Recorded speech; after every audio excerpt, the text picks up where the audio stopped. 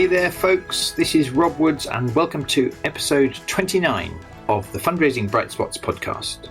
This is the show for anyone who works in charity fundraising and who wants ideas for how to raise more money, enjoy their job, and make a bigger difference, even during the coronavirus pandemic.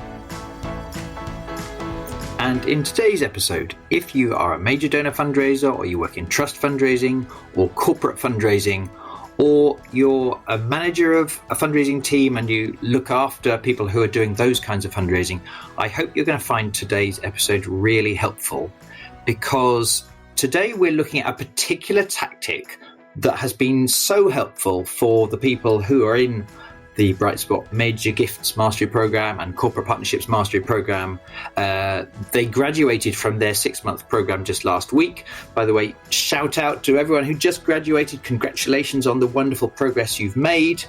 But for the purposes of today's podcast, I was reflecting on one of the things that all of the people on those programs have clearly got better at, and that has in due course helped them to increase income. And it's the subject of getting more conversations with people who care about your cause, people or indeed companies who care about your cause. So I wanted to do a podcast episode on that subject, because some of the people in these programs have done so well, and they've got some really creative, ingenious techniques they shared through the program of how they've managed to improve their success in that area, and in due course, how it's helped their financial results as well. So that's the topic of the episode. If you have not yet experienced the Major Donor Mastery Program or the Corporate Partnerships Mastery Program, we've just launched those programs. The early bird discount is still available. The programs will start in early October, and they'll run for 6 months from October 2020. So do check out my website, brightspotfundraising.co.uk, and go to the services page to find out more about either of those if you're interested. But for today, we're going to look at how can you possibly get more conversations per month with people who care about your cause than you normally would. I hope you're going to find it really helpful. This episode of the Fundraising Bright Spots podcast is brought to you by Brightspot Mastery Programs. So if you need to increase income in corporate partnerships or major donor and trust fundraising, these programs will help. As well as the advanced strategies you learn on the training days, you receive one-to-one coaching to help you put those powerful techniques into practice. To find out more about the Corporate Mastery and Major Gifts Mastery programs, head over to brightspotfundraising.co.uk. I wanted to start the content for this episode by talking about a fascinating book by John Kay called Obliquity. And if you've not encountered this book before, but you just want to check out John's ideas, you could also check out the TED Talk that he's done, and I'll put a link to that in the episode notes on my website. But he starts his TED Talk by asking his audience, where is the Pacific Ocean in relation to the Atlantic Ocean? And most people, either from their instinctive geography knowledge or from looking at a map, would agree that the Pacific Ocean lies to the west of the Atlantic Ocean. And then he asks, so logically, what do you think would be the easiest way to travel from the Atlantic to the Pacific? And if you would say to travel due west, then on a map, he shows you that in practice, this is not actually the best route. What you find is that if you want to travel most easily from the Atlantic to the Pacific, you would take the route of the Panama Canal. And by taking that relatively short route, you end up in the Pacific Ocean, actually 30 miles due east of where you had started out. And he shares this as an example of whereby sometimes in life, the solution to a problem is not achieved by taking the most direct and obvious seeming solution. Similarly, he talks about when NASA wanted to send a rocket to Mercury, if they had just pointed it directly at Mercury, it wouldn't have worked because of the way the gravitational pull of various planets would have thrown it completely off course. So to achieve that objective, again, they needed to choose an indirect route, a seemingly indirect route, which in due course, because they worked it out carefully, would end up taking their rocket into orbit of the planet Mercury. actually, most of John Kay's work isn't about studying geography or interplanetary travel. It's about studying success in business. And the main themes in his book, Obliquity, are about how very often in business and in life, to achieve a particular objective, it's helpful to not necessarily take the most direct seeming solution, but to choose an intelligent, indirect one, which will help to get you to your desired goal more easily. And in the subject of my Corporate Mastery Program and Major Gifts Mastery Program, I really like this idea. And very early in those programs, I talk about a conversation I once had with someone who was a very successful salesperson at a luxury car company, and how she told me that she didn't have her sales team focusing above all on trying to sell cars. She had them focusing on how to book more test drives with people who could be interested in her cars. And when I talk about this idea with the groups, most people, when they give it some thought, they can see how day in, day out, trying to get more test drives actually tends to be less stressful and more effective than trying day in, day out to sell cars. Apart from anything else, it brings out more creativity and it makes you less stressed, because it's a much easier thing to do to influence someone and encourage them that it might be in their interests to try a nice test drive. That feels easier to our psychology for most of us than getting up in the morning and thinking, how can I persuade someone to buy a car? Interestingly, we find, it's my opinion, that the people who are focusing on test drives, not selling cars, paradoxically will not only have a happier and less stressful week, they'll even end up selling more cars than the people who are trying to sell cars as their number one objective. So I think this example does fit in with that oblique goal philosophy that John Kay talks about in his book and his TED Talk. In the course, when I say what is our equivalent as relationship fundraisers, high value relationship fundraisers, what's our equivalent to test drives? And I suggest that in our world, the equivalent is, before the pandemic, I would have said it's having a cup of coffee or a cup of tea, an informal conversation with one of our supporters or a company that could be interested. That is our equivalent of a test drive. And now I would say it's a virtual cup of coffee even is the thing that is useful to focus on. In fact, on this podcast, in an earlier episode, when I talked to the brilliant fundraiser, Linda Harwood Compton, and I said, and this was, I think, late March, early April, I said, you can't meet your supporters now. So what's going to be the thrust of how you work for the next few months? She said, it's very simple. I have a simple, clear objective, and that is to get more virtual cups of coffee with supporters who care about my cause. And that's, again, if you listen to that podcast, you'll hear she's got some fabulous results by pursuing the going for more conversations route rather than going for some money route. On one level, all of this is really obvious. On another, the reason we need to talk about it and get our heads clear on it is because it's highly likely that your organization does not cherish the number of conversations you have with your supporters very highly. It's much more likely that they're sending you signals that you need to go and get money. It's also likely that relatively often they even send you a spreadsheet that asks you, how many cars have you sold? Or in our world, how much money have you brought in? How much money do you intend to bring in?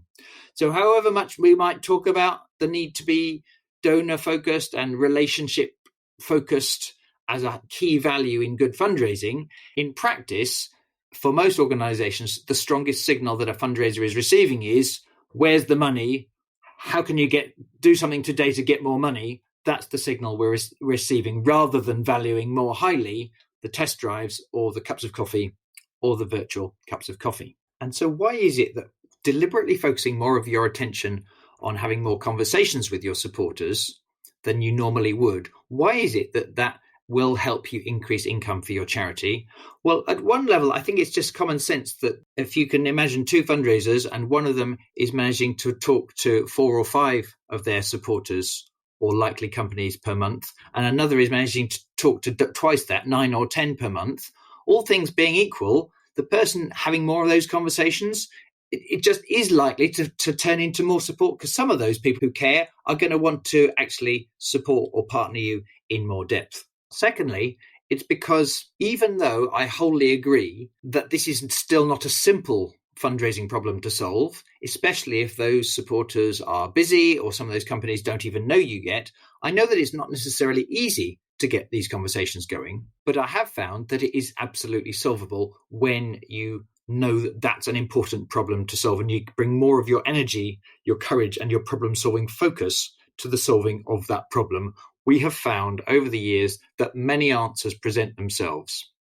But even if it is solvable, I wholly agree we still often benefit from some ideas or inspiration for how we might go about getting more conversations with people who could care about our cause. One of the answers is blunt to say, but not always easy to do, and we go into it in great depth in episode 19 of this podcast, when I'm talking to Ben Swart, and the gist of the advice we're talking through there was just pick up the phone.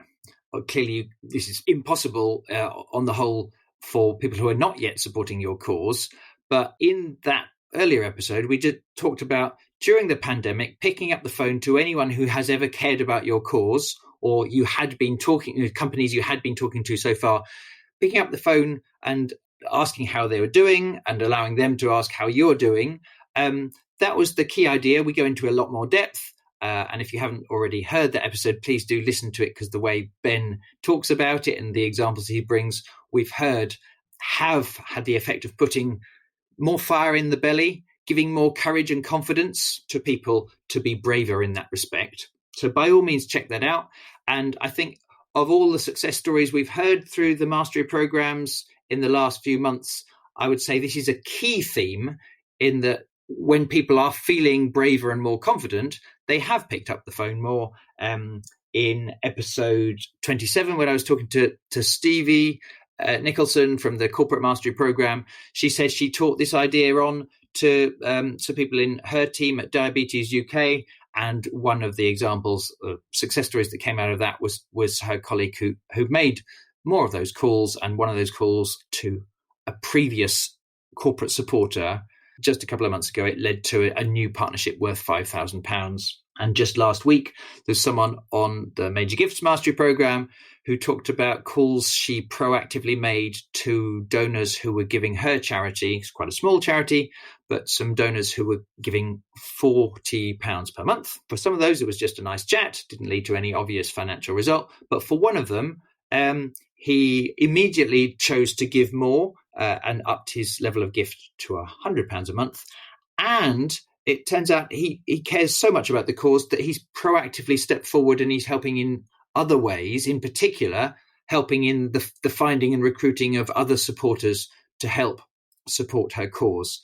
And she was very persuasive when she said she thinks how this person was there as a giver of £40 per month on her database. Had she not called him, he would still be that. But because she did call him, she's found this, what she called one of her best ever supporters now, who's doing all this extra stuff.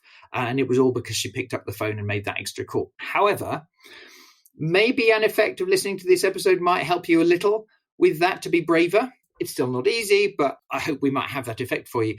But also on this episode, I want just to expand the ways we look at this challenge of how to get more conversations, and give you just some slightly different creative ideas on how you might solve it, which are beyond just pick up the phone. So then, in addition to being just more proactive, more brave in picking up the phone and calling someone without necessarily scheduling that call in advance, what else can you do?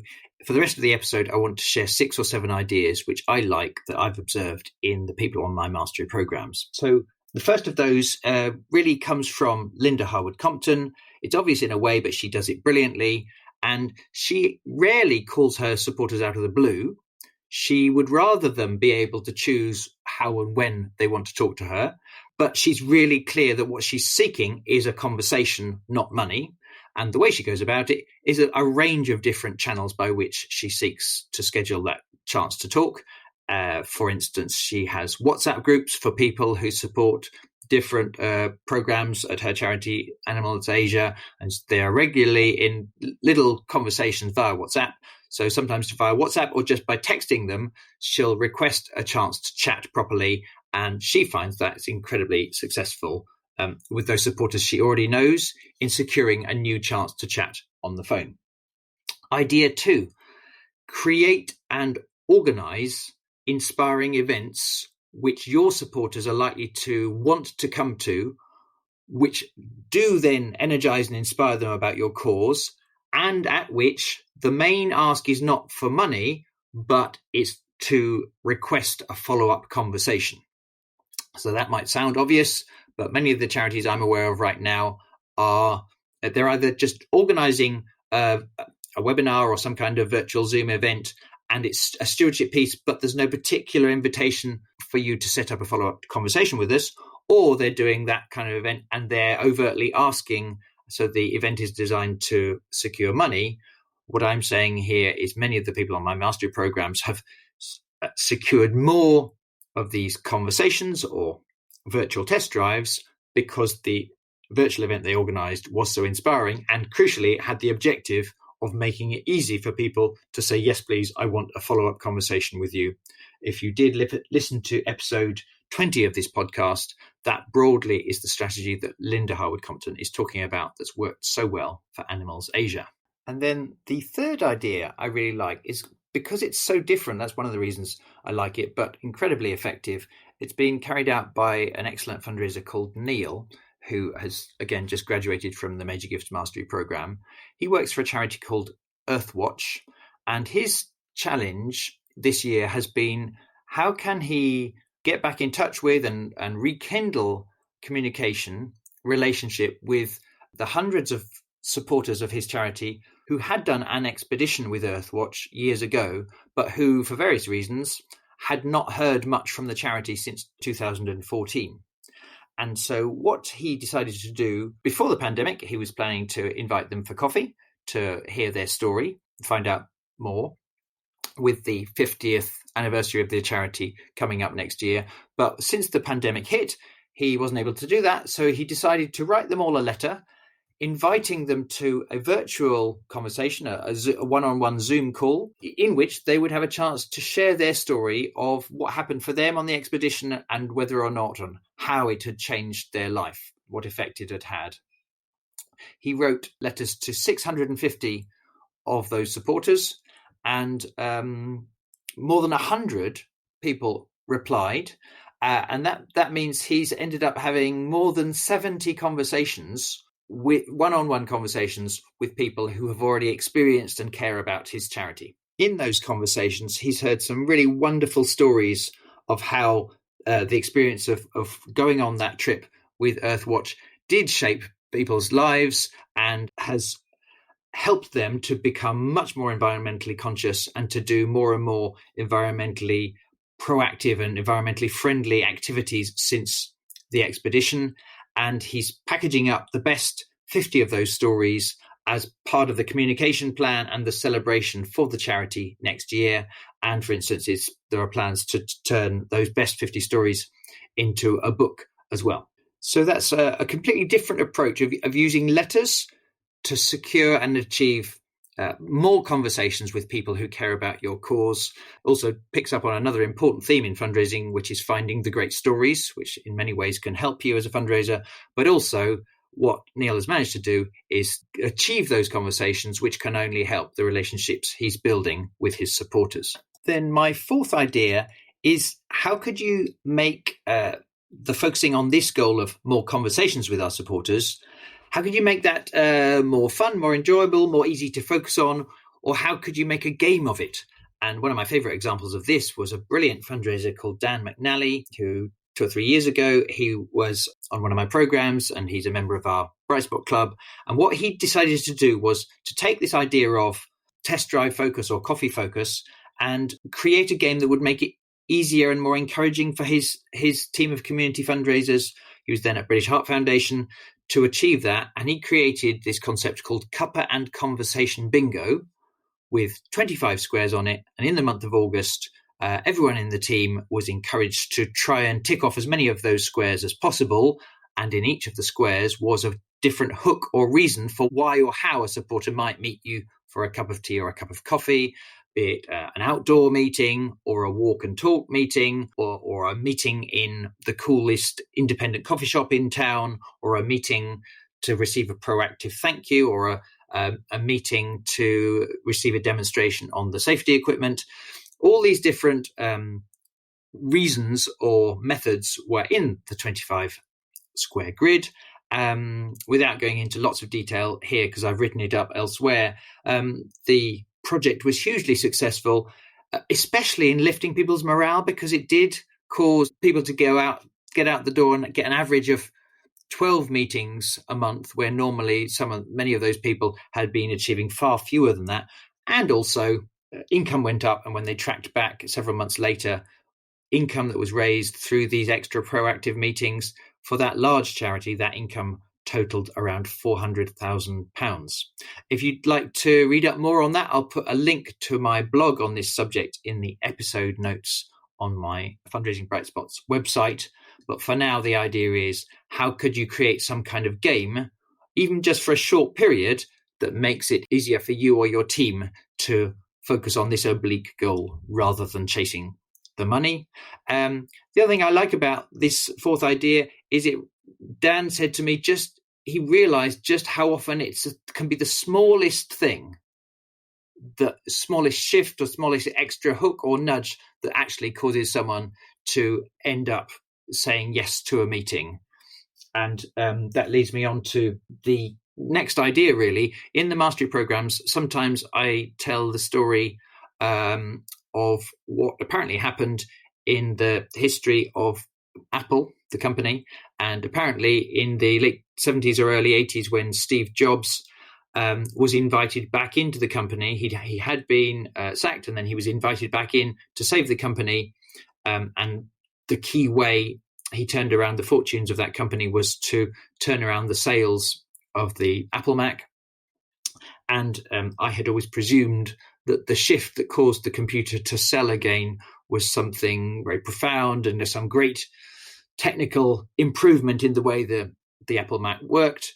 But the version that I heard as to how he did it was that the workings of the computer actually was very similar, but that what caused it to sell so brilliantly after he came back in was more of a style thing, because when he came back in, the new Mac was no longer beige or grey, but it was funky colours like lime green and pink and orange, and it was curvier rather than square. And the clever bit about that is he had made a shift to make the product appeal to this key target market, who were more creative and design types, who would really value those innovations.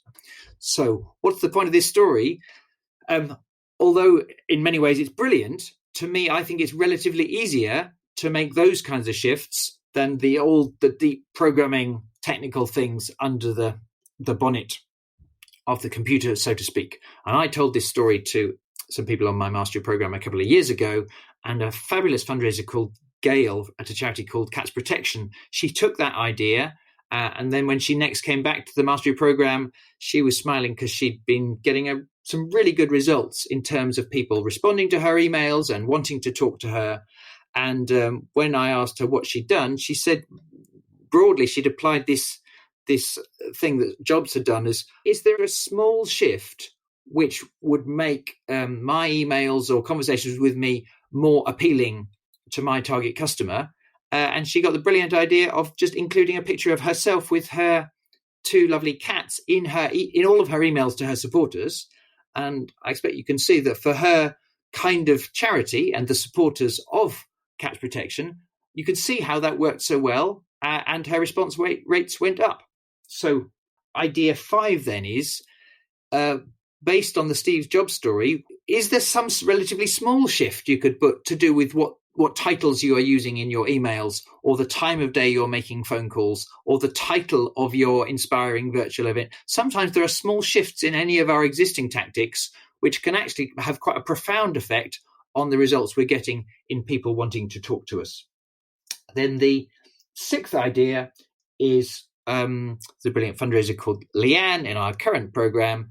And I love this one. It won't work for people who are not supporting you, but she found that rather than sending people an email to request a conversation, if she sent them a calendar invite, she noticed that most of her supporters were just accepting that invitation to chat at that time, or they were suggesting a different time and making the invitation via the calendar invite rather than via email or text or anything else had the best results of all in her experience.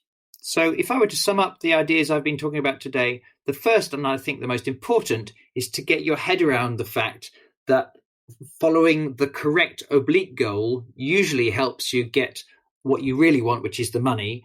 And we were talking about focusing on getting more conversations with the right kinds of supporters or companies usually leads to, paradoxically, more money than if you just chase the money and try and pursue people trying to get money. Within that, then, how do you do it? Well, idea one we briefly talked about was just find a way. If you tune into that as the smart thing, the easiest way in a way is just to pick up the phone more bravely and more often. And I shared a couple of examples of that. But assuming sometimes that is not for you and that you're having an off day or there's reasons why for this kind of supporter, it just absolutely is the wrong approach. Then the second idea I talked about was if they're existing supporters, as Linda does, could you send them a text to request that conversation, or WhatsApp, or LinkedIn, social media? Are there some other channels by which you could request the conversation? And then the third idea we talked about was, could you create inspiring events? In this point in time, probably they're going to be virtual events where the objective is not to ask for money, but the objective is to ask them or interest them in having a follow-up conversation with you. The fourth idea we talked about was completely different way of achieving the same objective, which was Neil at Earthwatch writing letters, inviting people to agree to share their story. Again, you don't need to do it with the means of a letter. You could use any of the other channels to request people being willing to share their story with you. The fifth one was how could you make it some kind of more fun, easy to focus on game. For instance, I talked about Cuppa and Conversation Bingo that Dan and his colleagues got such great results with. The sixth idea was inspired by what Jobs did to find an easier or more creative way to more likely connect and get the result. Gail used that, and clearly sending cat pictures is unlikely necessary to help you with your cause, but how could you do your version of Gail getting some kind of ideas or answers because of the Jobs example? And the seventh idea, just really a simpler, easier nudge that's easier for someone to say yes to. I mentioned that Leanne has got great results by sending existing supporters a calendar invite to request to request a conversation rather than sending an email. So there you have it, a whistle-stop tour through 7 ways that you can get more conversations with your high-value supporters, be they trusts, major donors, or corporates. I hope it was helpful. Clearly, there is so much more to high-value and corporate fundraising than just this element of how you get the ball rolling and build momentum in your pipeline, where these relationships are really starting to get warmer. There's so much more to it, not least, what are you going to say when you get to that conversation? If and when you need to write a proposal, how can you make that much more persuasive? How do you handle all of the internal politics of persuading your colleagues to work with you to be the charity that's more worthy of major donor support or corporate support? There are many other challenges to succeeding in this space, I agree. So I don't want to make light of those things, but nevertheless, I hope that today's episode may just have given you a couple of ideas and even a little bit more fire in your belly to take certain action and try things slightly differently. If you would like to find out more and go into more depth on these subjects, then, like I say, we're very excited to have just launched the new Corporate Partnerships Mastery Program and Major Gifts Mastery Program. They're going to start in the October of 2020, and they'll run for 6 months. Combination of training and individual one-to-one coaching and access to lots and lots of training films and live Zoom coaching in the Bright Spot Club. Those packages are starting in October. And at the time of recording this podcast, there is the best ever early bird discount we've ever offered on those mastery programs. So do check out the information on my website. So if you want to find out more about those programs, how they're made up, what kind of results we can help you to get, then do head on over to www.brightspotfundraising.co.uk/services, and then click on either Major Gifts Mastery Program or Corporate Partnerships Mastery Program.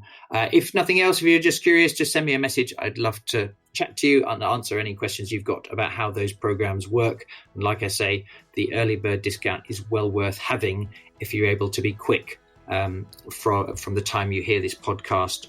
And then I'll put in the episode notes on my website the links to the various things I've mentioned today, including the book called Obliquity and the blog about Dan McNally's Cuppa and Conversation technique, and a couple of other podcast episodes that I've mentioned today. Thank you so much to those of you who've been sharing on these episodes of the podcast with your colleagues. I'm really grateful for that because it means we can help more and more people. So if you're able to do that, that would be wonderful. And if you want to get in touch with me on social media, the best ones to use are LinkedIn and Twitter. I'm at Woods_Rob on Twitter. And finally, thank you so much for making time to listen today. I hope it was helpful. Best of luck with your fundraising, and I look forward to catching up with you on another episode of the podcast next time.